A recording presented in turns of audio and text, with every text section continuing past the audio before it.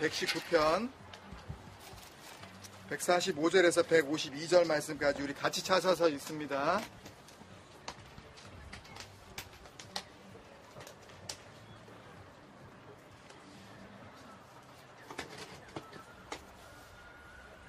시편 119편 145절로 152절 우리 같이 읽겠습니다.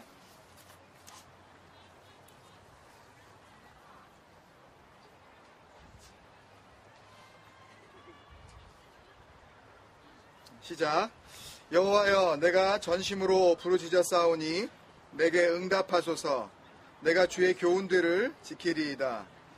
내가 주께 부르짖었사오니 나를 구원하소서. 내가 주의 증거들을 지키리이다. 내가 날이 밝기 전에 부르짖으며 주의 말씀을 바라싸우며 주의 말씀을 조용히 읊조리려고 내가 새벽녘에 눈을 떴나이다.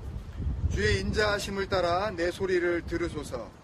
여호와여, 주의 규례들을 따라 나를 살리소서. 악을 따르는 자들이 가까이 왔사오니 그들은 주의 법에서 머니이다. 여호와여, 주께서 가까이 계시오니 주의 모든 계명들은 진리니이다. 내가 전부터 주의 증거들을 알고 있었으므로 주께서 영원히 세우신 것인 줄을 알았나이다. 아멘. 우리 같이 인사 나누실까요? 주님의 이름으로 사랑합니다. 주님의 이름으로 사랑합니다.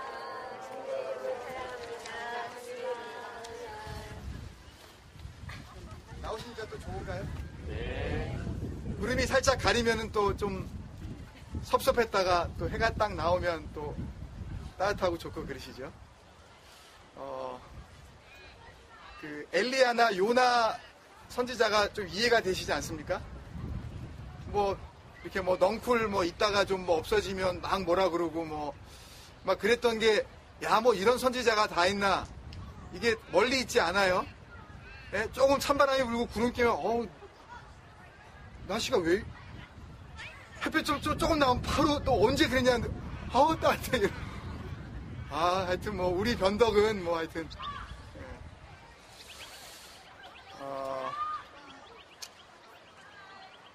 오늘 하여튼 이 야외에 나오게 되면 특히 우리의 시선을 흐트러 놓는 것들이 많아요. 김병희 사님 말씀하셨듯이.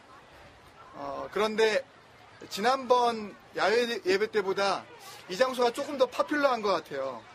그래서 많이들 모이고 또 그렇기 때문에 더 우리의 시선이 좀 이렇게 분산되어질 수 있고, 이런 것들이 우리의 이 영적인 부분에까지 어떻게 영향을 미치는지 우리가 예배를 이렇게 본격적으로 드리면서 느낄 수가 있습니다. 이렇게 옆으로 이런 일련의 무리들이 지나가고 그러면 이렇게 신경이 쓰이잖아요. 그죠? 그런 상황 속에서 우리가 어떻게 집중해야 하나, 이런 것들을 사실 저도 특히 이 장소에 한번 제가 답사를 와보고 평일날 아침에 일찍 왔는데 여기에 사람들이 굉장히 많은 거예요. 평일날 아침이었는데. 그래서 평일날 아침이 이 정도면 주일은 어떨까 라고 하면서 조금 좀 한편으로 걱정이 되더라고요. 그래서 무슨 바베큐 하는 장소를 우리가 빨리 차지해야 되는데, 그것도 문제는 문제라고 할 수 있지만 예배 드리는 어떤 분위기가 너무 이렇게 소란해질까봐 그런 걱정이 좀 들더라고요. 그런 상황 속에서 이제 말씀을 준비하며 오늘 이 19번째 단락이거든요. 이제 20, 21, 22, 3번밖에 안 남았어요. 시편 119편이. 그리고 나서 종합적으로 우리가 한번 시편 119편 한번 돌아보고, 그리고 나서 뭐 하자 그랬죠? 하여튼 가칭이지만 그게 진짜 이름이 될 것도 같고 하지만 뭐였죠? 우리 뭐 하자고? 네? 말씀 사랑, 온 가족 부흥회를 우리가 하자고, 우리가. 네. 오늘 우리 첫 번째 부른 찬양이 호박국이 아니라 하박국에 있는 말씀이잖아요. 네? 무화과 나무 잎이 마르고, 포도나무 열매가 없고, 외양간 송아지 없고, 하여튼, 다 없어요.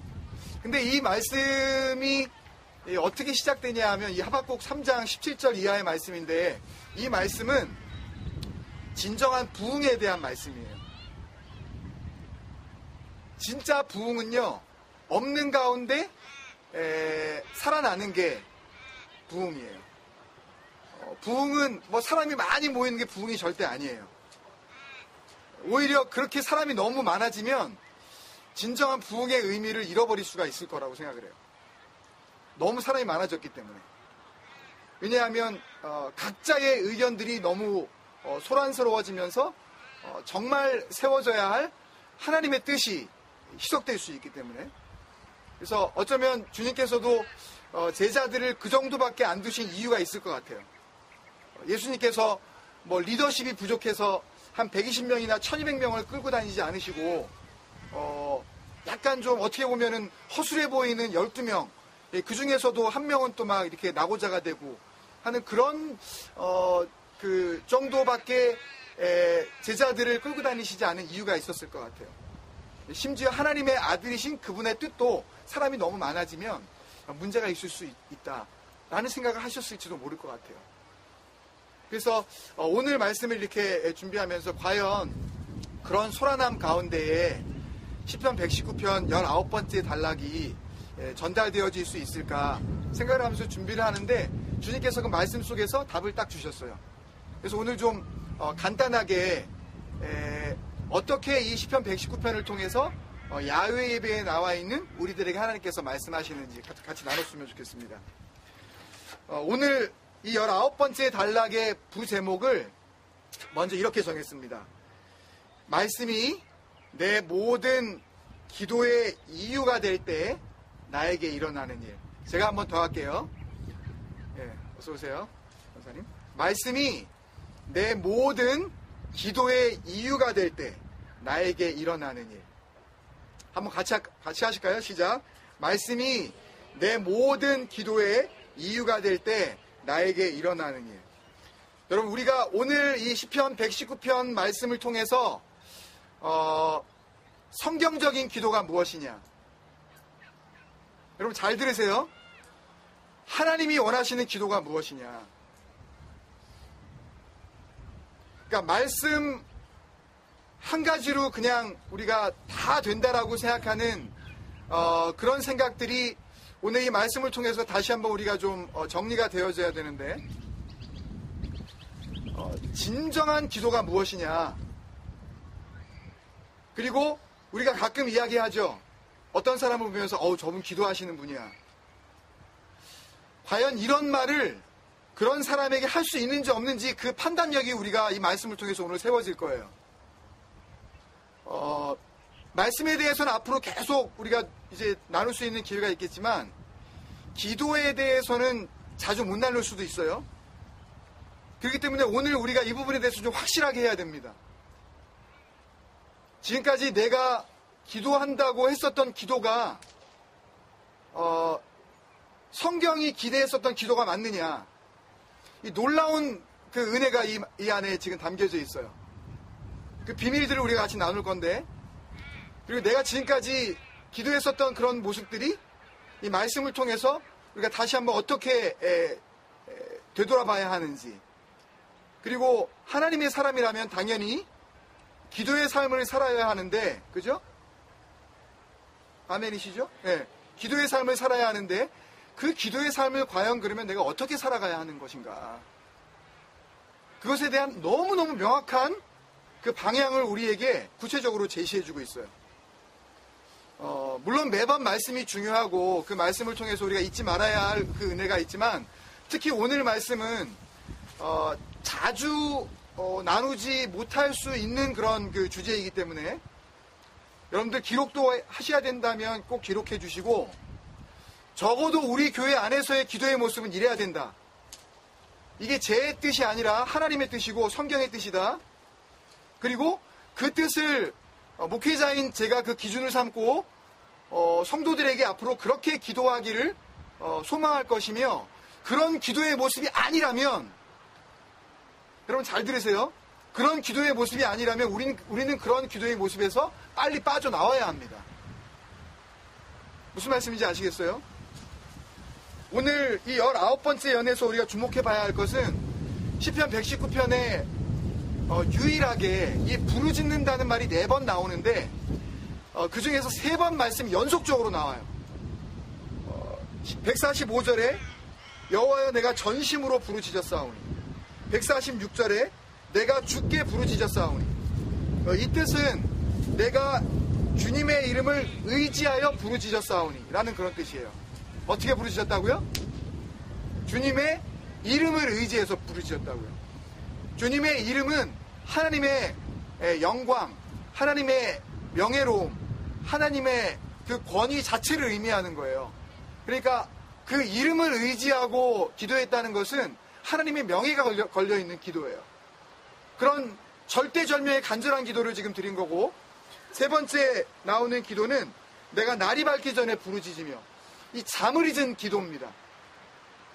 그런데 이 3번의 기도, 특이한 것은 우리나라 말로는 전부 다 똑같이 부르짖었다 이렇게 지금 기록을 하고 있는데, 이 3군데 부르짖었다라고 우리나라 말로 동일하게 번역되어진 이 원래 원문 히브리 동사는요, 똑같은 단어를 한 번도 사용하지 않았어요. 깜짝 놀랐어요. 아니 어떻게 다른 단어를 썼는데 왜 우리말로는 똑같이 번역을 했을까? 이 번역상에 있어서 우리말에 한계가 있다는 거예요. 성경이 잘못됐다는 게 아닙니다, 여러분. 한국말에 한계가 있기 때문에 그 한계, 그 원어 성경이 가지고 있는 그 뉘앙스를 우리말로 온전히 다 전달하지 못하는 그런 부족함이 우리나라 말에 있다는 거예요. 근데 그 우리나라 말이 가지고 있는 그 한계를 그대로 그냥 인정을 해버린다면 정말 우리가 누릴 수 있는 은혜를 우리가 온전히 누릴 수 없다라고 저는 생각을 합니다.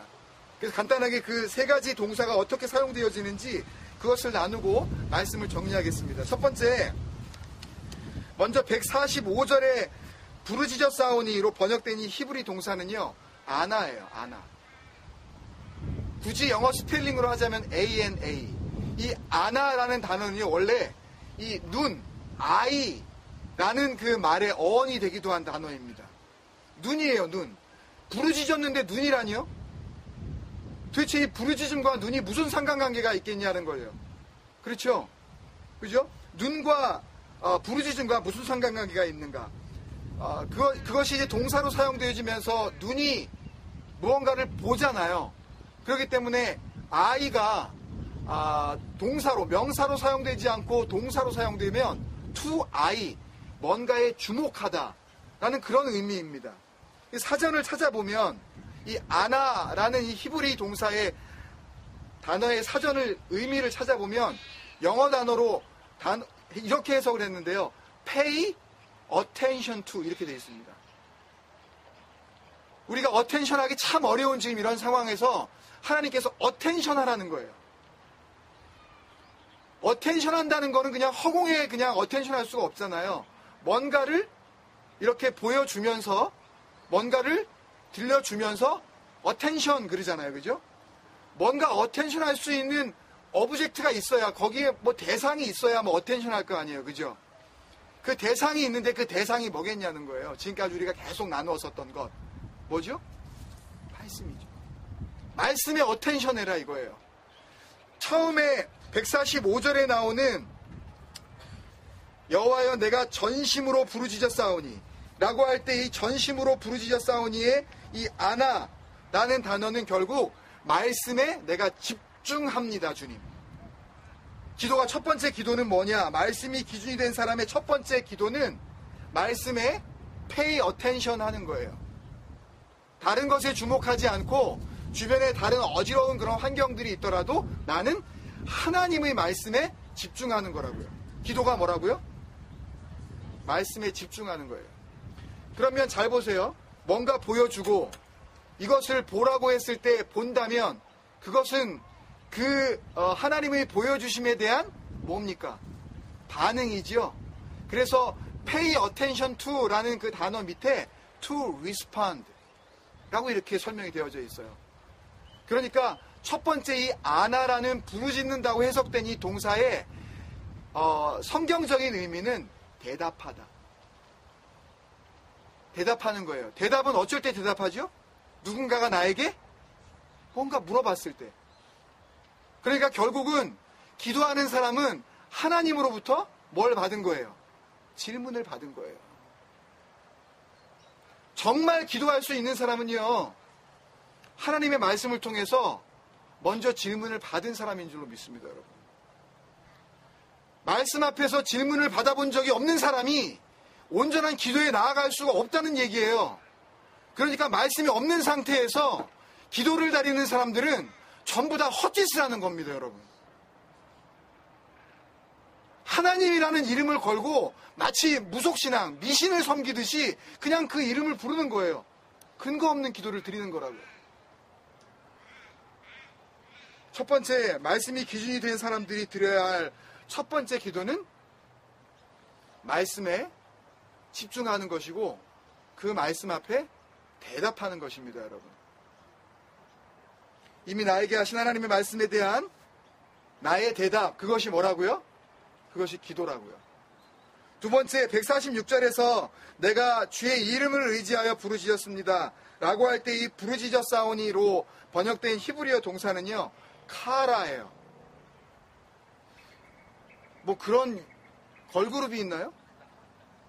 언뜻 잘 모르겠는데 카라가 무슨 그런 그룹 이름이 있었던 것 같기도 하고, 이 사람들이 이걸 알고 이걸 지었는지 안 지었는지는 잘 모르겠어요.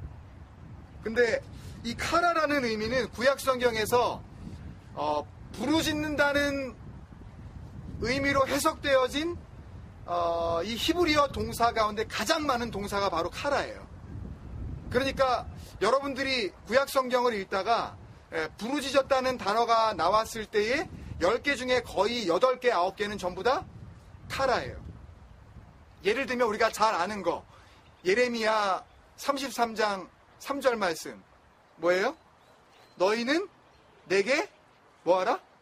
부르짖으라. 그죠? 내가 내게 응답하겠고 할 때 그 내게 부르짖으라 할 때 그 부르짖으라는 거는 카라예요.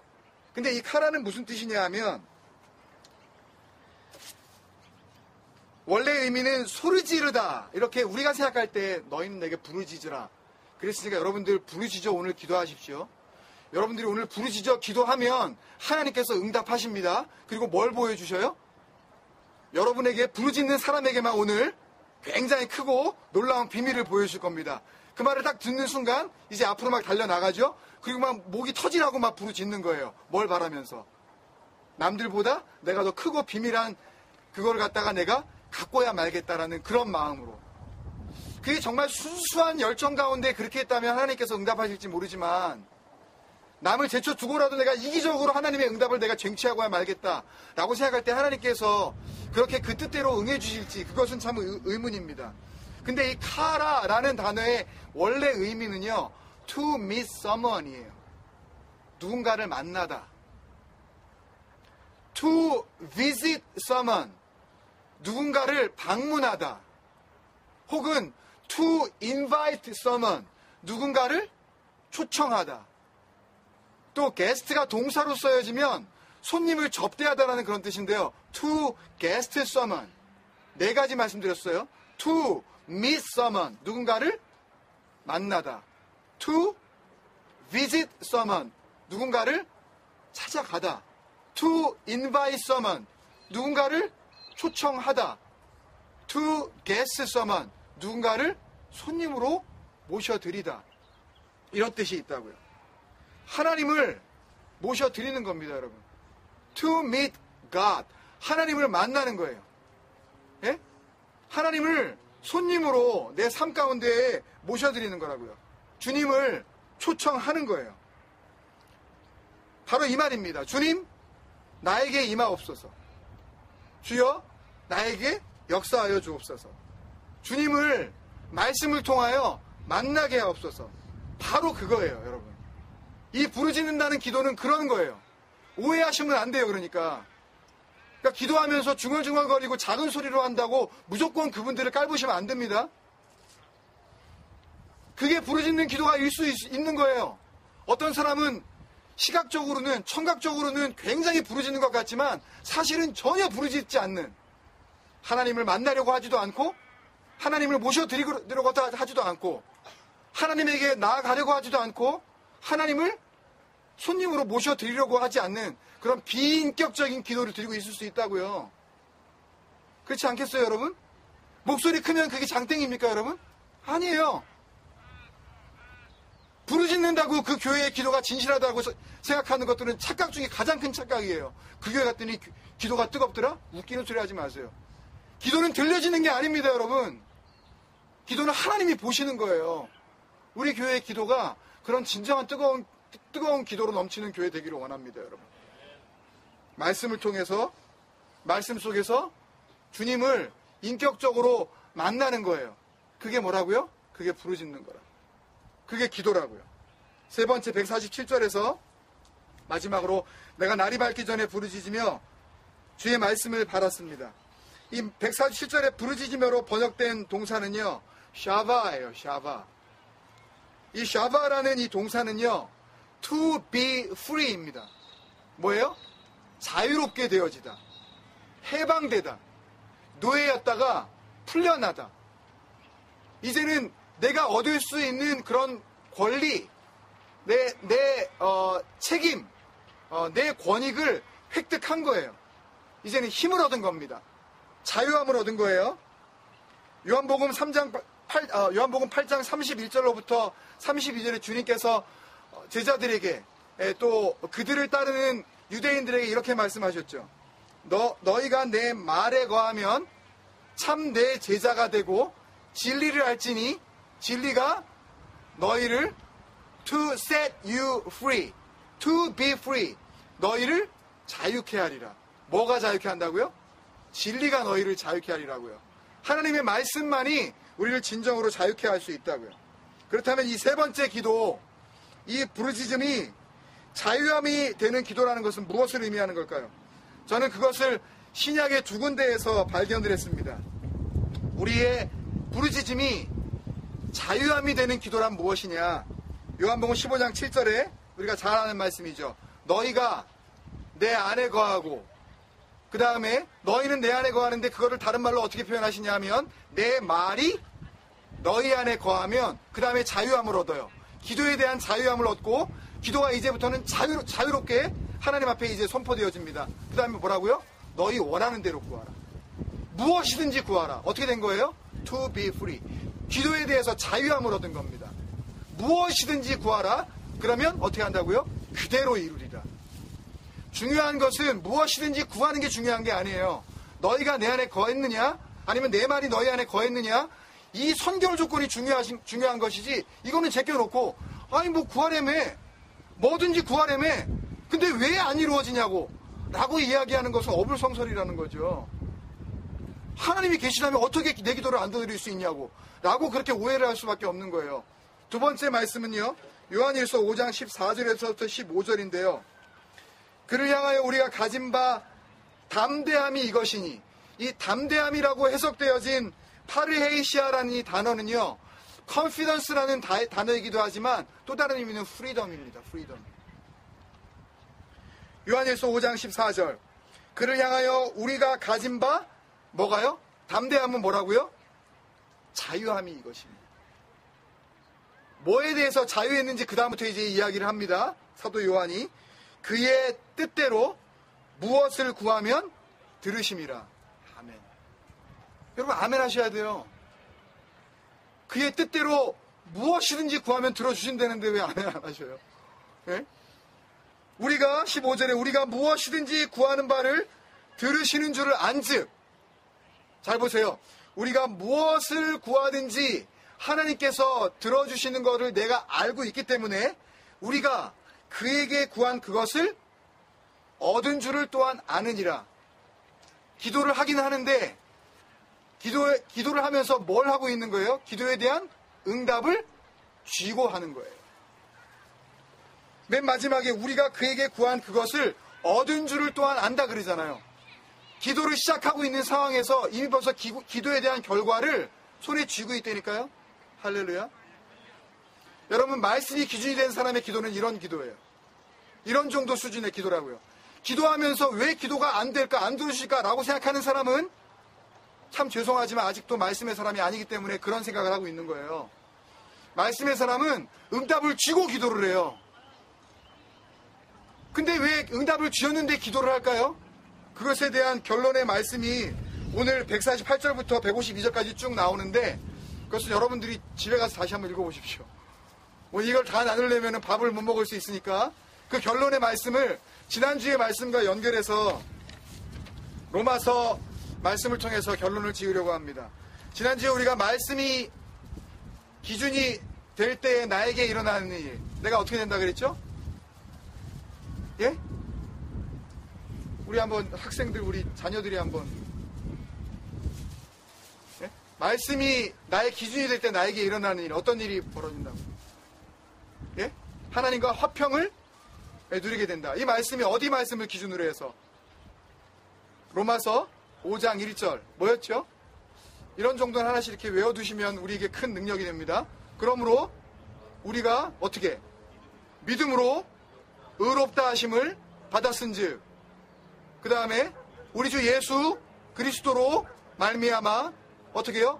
하나님과 뭘 누리자? 화평을 누리자. 화평을 누린 사람들의 결론이 뭐냐? 그 말씀을 로마서 6장 22절이 이렇게 고백합니다.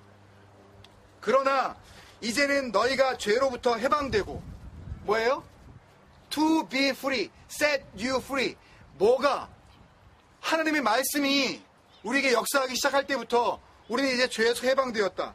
주님의 말씀이 내 기도가 되었을 때, 하나님께서 해주신 그 말씀이 내 기도에 응답이 되었을 때, 또 말씀을 통해서 하나님을 만나고 그분과 함께하는 그것이 바로 내 기도가 되었을 때, 마지막으로 말씀이 우리 안에 거함으로 참 자유를 얻어서 파르에이시아, 그 담대함, 그 자유함을 갖게 된 우리들, 그것이 바로 이제는 너희가 죄로부터 해방되고, 바로 그 이야기거든요. 그리고 나서 뭐라고 고백합니까? 하나님께 종이 되어 거룩함에 이르는 열매를 맺었으니 그 마지막은 뭐다?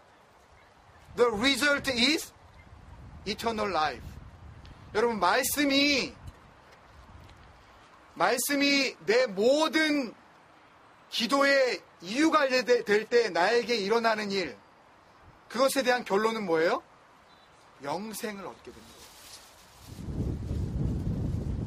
여러분, 기도는 그렇게 의미 있는 거예요. 여러분, 기도는 문제가 안 풀릴 때 그 문제를 앞에 두고 기도하는 그것만이 기도가 아닙니다, 여러분. 내가 뭔가 부족하고 뭔가 어려운 일을 당했을 때 이것 좀 해결해 달라고 하나님 앞에 요청하는 그런 것만이 기도가 아니에요. 진정한 기도는 말씀을 손에 쥐고 하는 하나님과의 사귐이에요. 우리 교회 안에 그런 기도가 뿌리내리기를 원합니다. 그렇게 기도하는 사람에게만 하나님께서 열매를 주시는데, 그 열매는 우리를 영원히 하나님과 함께하게 하시는 영생으로 귀결될 줄로 믿습니다. 오늘 우리 주변에서 벌어지는 모든 상황 속에서 우리의 생각은 하나님의 말씀 앞에 pay attention 되기를 원합니다, 여러분. 하나님께 집중하면서 교제 가운데에 우리가 더욱더 주님의 풍성한 은혜를 누리시는 복된 하루 되시기를 주님의 이름으로 축원합니다.